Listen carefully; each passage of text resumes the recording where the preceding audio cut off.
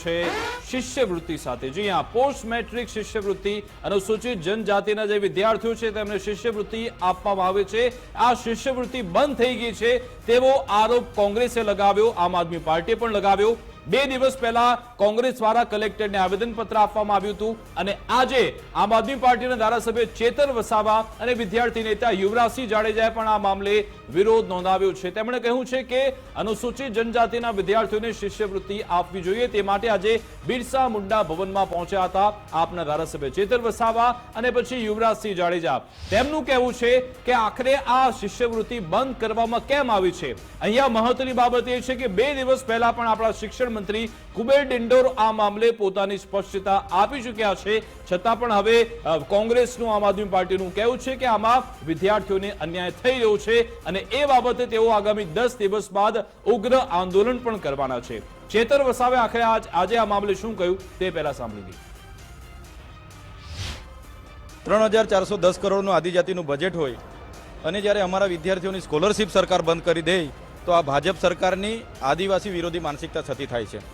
અમે કહેવા માંગીએ છીએ આ એમનો આદિજાતિ વિકાસ વિભાગનો પરિપત્ર 28 ઓક્ટોબરે બહાર પાડ્યો છે, રદ કરવામાં આવે અને પોસ્ટ મેટ્રિક શિષ્યવૃત્તિની યોજના પુનઃ ચાલુ કરવામાં આવે એવી તે ફોનલાઈન પર ચેતર વસાવા જોડાઈ ગયા છે, તેમની સાથે વાત કરીશું। ચેતરભાઈ, આપનું ગુજરાત ફર્સ્ટમાં સ્વાગત છે। તમને કેમ લાગે છે કે આ વિદ્યાર્થીઓ સાથે અન્યાય થઈ રહ્યો છે? કુબેર ડિંડોર 2 દિવસ પહેલા સ્પષ્ટતા કરી ચૂક્યા છે કે આમાં વિપક્ષ ખોટા દાવા કરે છે, જૂઠ ફેલાવે છે।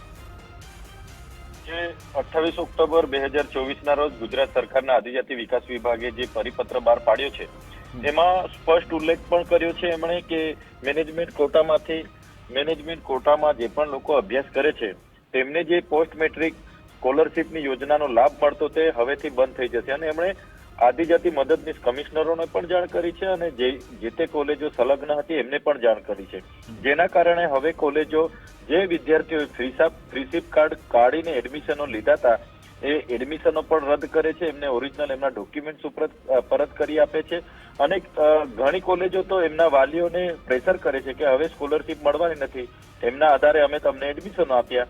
હવે શિક્ષણ મંત્રી એવું કહી રહ્યા છે કે મેનેજમેન્ટ કોટામાં ભૂતકાળમાં પણ શિષ્યવૃત્તિ નહોતી અપાઈ, હવે પણ નહીં આપવામાં આવે, તો પછી તમે આજે આ માંગ કરી રહ્યા છો તે લાગે છે સરકાર તેના પર વિચારશે? ભૂતકાળમાં એટલે એ યોજના 2010માં જયારે યુપીએની કેન્દ્રમાં સરકાર હતી ત્યારે આ યોજના ચાલુ કરવામાં આવી। 75% કેન્દ્ર સરકાર આપે છે અને 25% રાજ્ય સરકાર આપે છે। ત્યારે હમણાં સુધી યોજના ચાલુ હતી તો આ ભાજપની સરકારને હમણાં જ કેમ ખ્યાલ આવ્યો કે આ યોજના બંધ કરી દેવામાં આવી?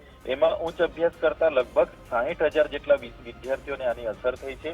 ત્યારે અમે ગુજરાત સરકારને વિનંતી કરીએ છીએ કે આ અધવચ્ચે લીધેલો નિર્ણય એડમિશનો લઈને ફ્રીશીપ કાઢીને અભ્યાસ કરતા વિદ્યાર્થીઓના સાથે અન્યાય થઈ રહ્યો છે, આ પરિપત્ર રદ કરવામાં આવે અને પુનઃ મેનેજમેન્ટ કોટામાં અભ્યાસ કરતા તમામ વિદ્યાર્થીઓને આ સ્કોલરશિપનો લાભ આપવામાં આવે એવી અમારી માંગણી છે। અચ્છા, શિક્ષણ મંત્રી એમ કહ્યું છે કે જે વિદ્યાર્થીઓ મેનેજમેન્ટ કોટામાં પ્રવેશ મેળવે છે તો એ શિષ્યવૃત્તિ અથવા તો તેમની જવાબદારી વિદ્યાર્થીઓને રહે છે, સરકારની નહીં, આ બાબતે આપ શું કહેશો?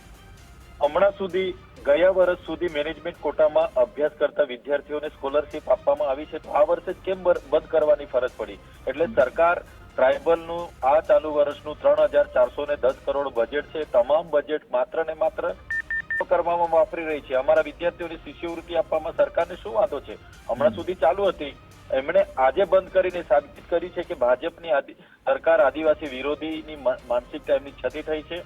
એટલે અમે માન્ય મંત્રી કુબેરભાઈ ડિંડોરજીને પણ વિનંતી કરીએ છીએ તાત્કાલિક ધોરણે આમાં પુનઃ વિચાર કરવામાં આવે અને પરિપત્ર રદ કરીને પુનઃ આ સ્કોલરશિપની યોજના જે ચાલુ હતી એ મેનેજમેન્ટ કોટાના વિદ્યાર્થીઓને પણ સ્કોલરશિપ મળે એ અમારી માંગણી છે। બિલકુલ, આભાર ચેતરભાઈ અમારી સાથે જોડાવા બદલ, વાતચીત કરવા બદલ। હવે આમાં ચેતર વસાવે તો એલાન કર્યું છે કે ભાઈ અમે 5 દિવસ બાદ 10 દિવસ બાદ ઉગ્ર આંદોલન કરીશું। બીજી બાજુ સરકાર તરફથી શિક્ષણ મંત્રી પોતે સ્પષ્ટતા કરી ચૂક્યા છે કે ભાઈ મેનેજમેન્ટ કોટામાં શિષ્યવૃત્તિ આપવાની જવાબદારી વિદ્યાર્થીઓની જવાબદારી જે તે સંસ્થાની છે, સરકારની। જો સરકારી કોટામાં એડમિશન લીધું હશે તો ચોક્કસથી શિષ્યવૃત્તિ મળશે। આ મામલે હવે શું થાય છે જોવાનું રહેશે। અમારી વિશેષ રજૂઆત મુદ્દાની વાત અંતર્ગત બસ આટલું જ। આપ જોતા રહો ગુજરાત ફર્સ્ટ ન્યૂઝ। નમસ્કાર।